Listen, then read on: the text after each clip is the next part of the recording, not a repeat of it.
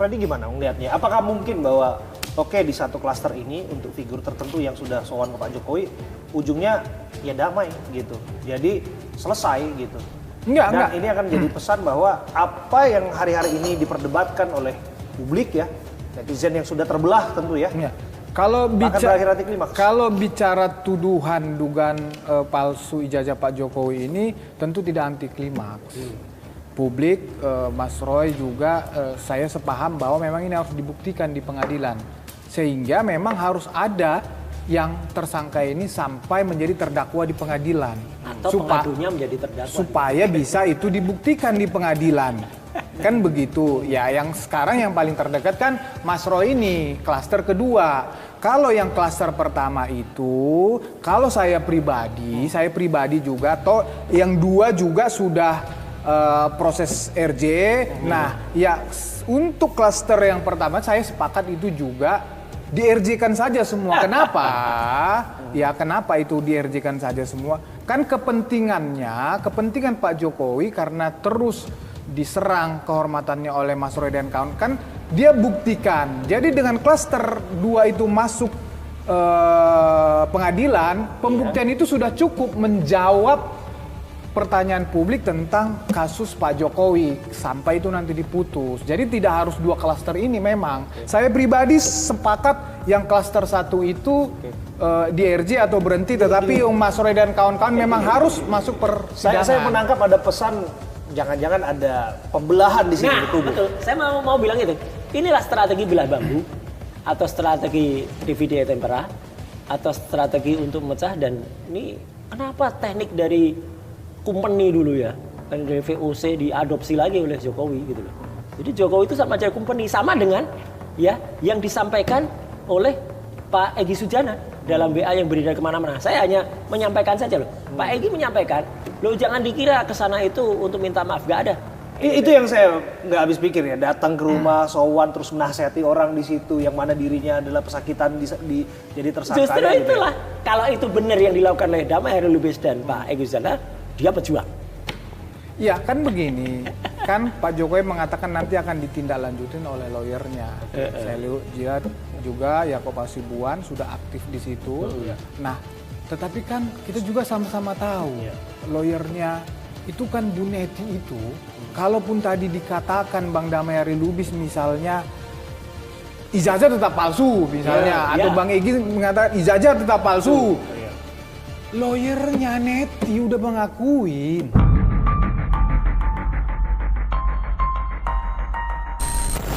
Lawyer nggak punya hak suara dong. Sementara Pak Jokowi tadi mengatakan nanti akan ditindaklanjutin oleh lawyernya. Tunggu, soal strategi pembelahan tadi itu, apa betul itu? Bahwa ini harus menjawab anggapan publik juga. Ada yang menganggap bahwa bagus karena supaya nggak rame-rame lagi, ya dipertemukan saja kan. Jadi ada istilahnya tabayun misalnya gitu. Tapi ada di sisi lain yang menganggap ini kan diinisiasi oleh relawan. Oh jangan-jangan ini pembelahan. Nah itu klaster 1. Karena relawannya yang mengantar itu sudah dikenal. Dulu 2 orang itu yang namanya Darmizal sama Rahmat itu. Rejo itu ya? Iya, relawan Jokowi itu sekarang mereka bergabung ke Rejo karena udah dipecat juga dari Demokrat. Itu adalah orang yang mau membelah Demokrat waktu itu. Oh ya? Iya, Darmizal dan Rahmat itu termasuk orang-orang yang dulu ada pada Demokrat palsu, Demokrat hasil Deli Serdang Muldoko dulu.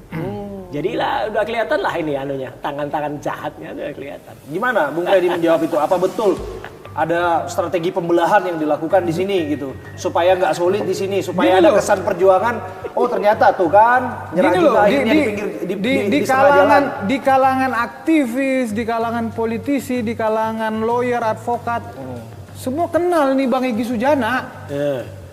Kenal, tahu semua ini gimana karakternya. Vokal barang ini. Bukan cuma vokal, ini terdepan terus ini. Nggak ada yang bisa mempengaruhi ini barang, ini orang. Jadi masa sih seorang Egy Sujana yang bisa katakanlah dimanfaatin kalau memang harus dimanfaatin untuk mengadu domba? Enggak. Satu hal lagi lah supaya nggak aneh desas-desus luar sana. Jangan-jangan sudah ada dalam tanda kutip 86. Nah, atau apalah istilah, angka 8 kan udah keluar tadi, angka 6 belum.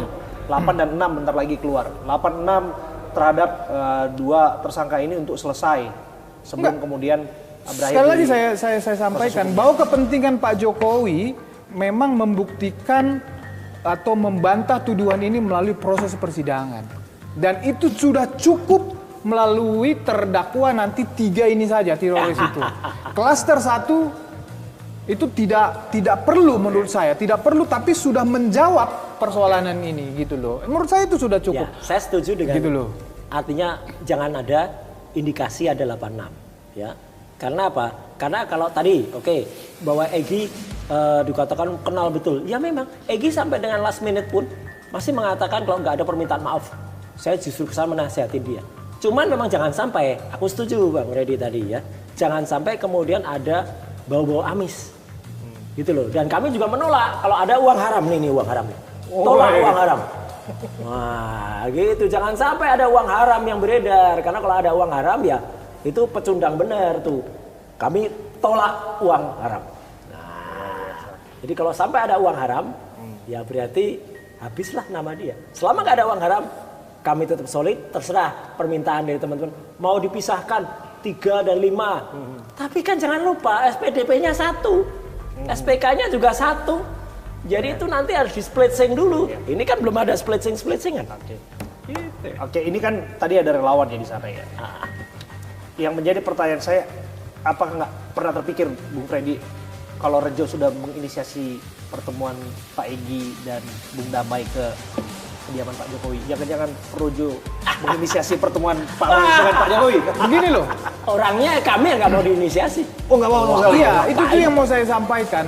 Ngapain? Kita tahu persis standingnya Mas Roy dan kawan-kawan ini sama tentang hal pembuktian ijazah ini di pengadilan. Jadi ide itu pun nggak akan pernah ada dari kawan-kawan relawan? Bukan masalah Nggak ide, usah. niat itu aja tidak ada dari mereka ini.